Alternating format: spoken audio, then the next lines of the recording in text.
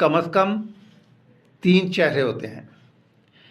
एक चेहरा तो वो होता है जो जब वो घर से बाहर निकलता है और लोगों में मिलता-जुलता है, वो चेहरा लोगों को दिखाता है वो।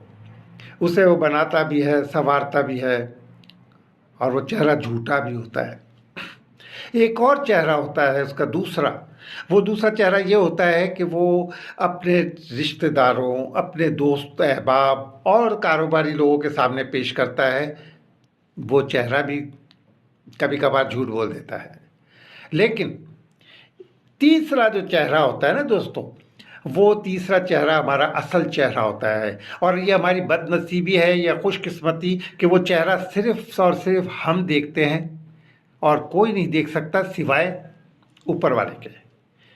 तो उस चेहरे को बनाना, उस चेहरे को सँवारना, वो हम कैसे करें? हमें मालूम है कि हमारा वो चेहरा